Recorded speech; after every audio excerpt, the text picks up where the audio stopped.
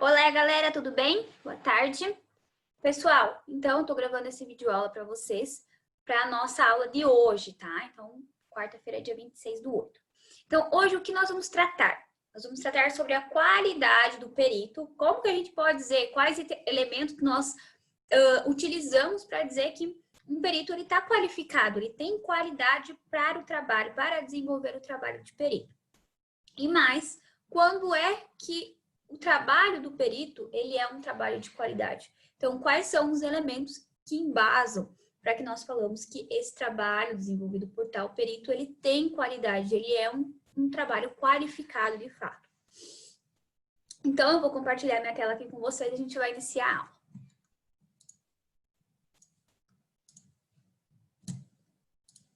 Então, aqui eu trouxe para vocês que o perito, ele tem que ter algumas qualidades, que são legal, profissional, ético e moral.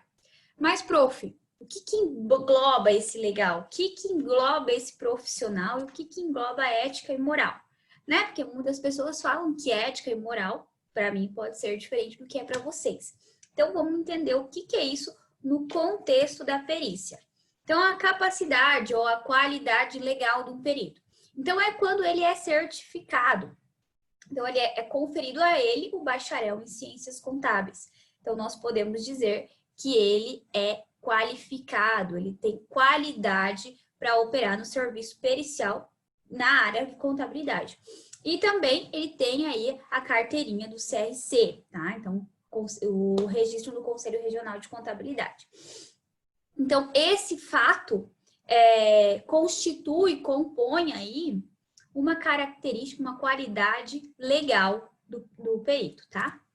O que são as qualidades profissionais? Então, as qualidades profissionais são amplas, mas, de forma geral, quer dizer, relata a experiência que o perito tem na área da contabilidade. Então, o que eu coloquei aí para vocês? Conhecimento teórico, conhecimento prático na contabilidade, também experiência em perícia, prof. Mas então quer dizer que para o meu trabalho, para eu ser um perito de qualidade, eu preciso ter trabalhado com perícia antes? Não necessariamente. Você precisa ter cursado, ser certificado de algum curso de perícia. Então, isso já é uma experiência com a perícia. Então, além da graduação, além dessa disciplina aqui, ter uma a mais, ou seja, que dê aí o embasamento, que dê o certificado de perito a ti, tá bom? Perspicácia, perseverança, sagacidade. Por que essas três? Perspicácia, sagacidade, perseverança.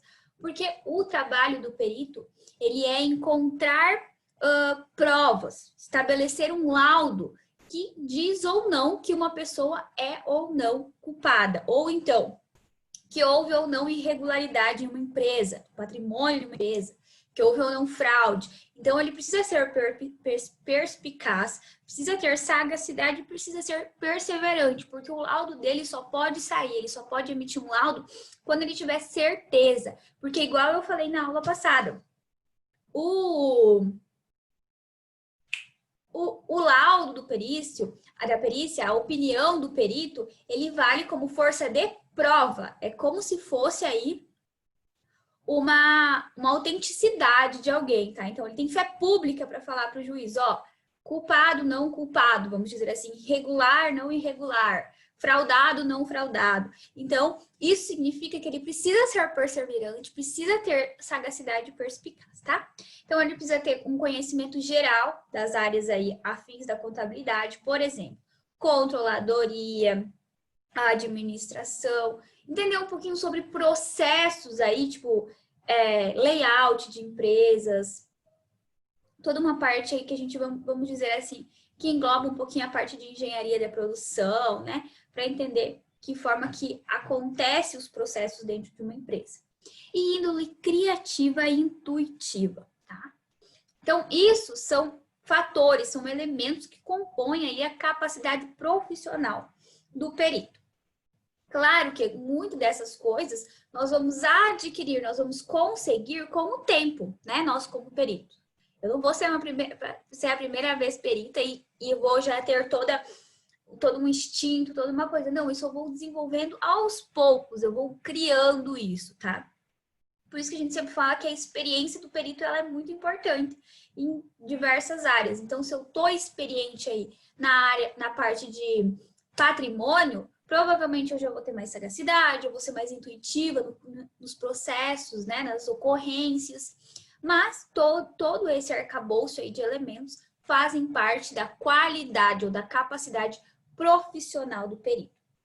Mas nós aqui, sabendo, conhecendo, discutindo durante 4, 5 anos na nossa profissão contábil aí, sobre situações diversas, nós somos intuitivos, nós temos capacidade de pensar que provavelmente tal erro, tal falta de controle pode ser para que aconteça tal coisa, pode criar um risco para determinada situação acontecer.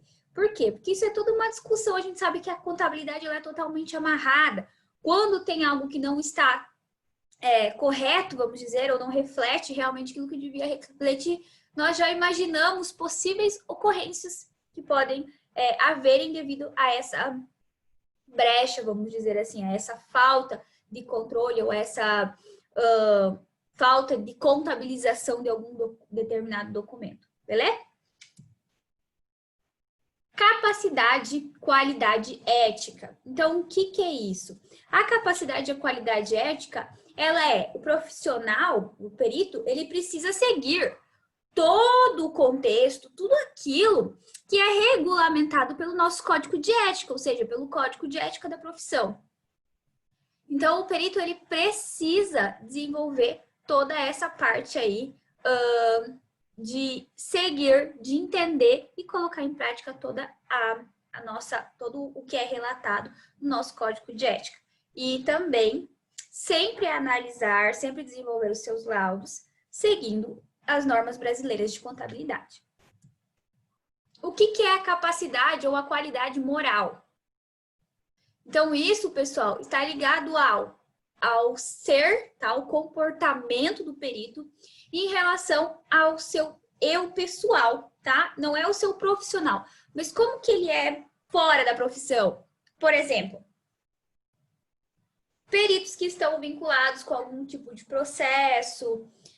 Vamos colocar aí, por exemplo, um perito que tem alguma situação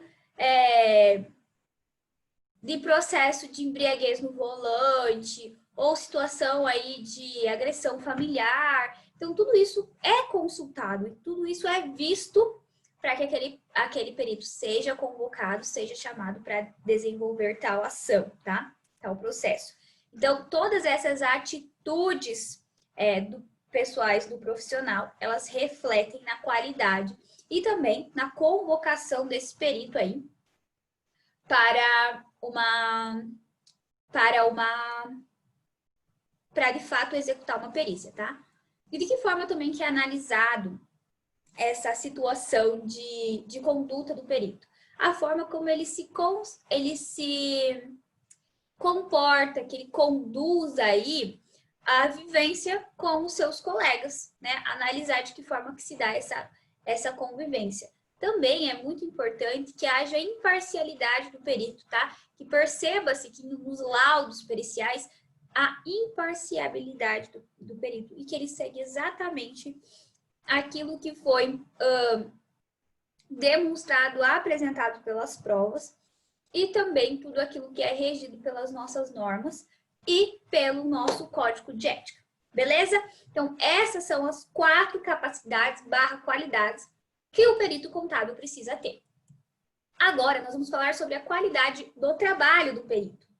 Essa aqui são várias, tá? São diversos elementos aí que compõem, que dão forma à qualidade do trabalho do perito. Objetividade, clareza, justificativa, entre outros elementos aí, que dão embasamento para que nós possamos falar, esse serviço é de qualidade, tá?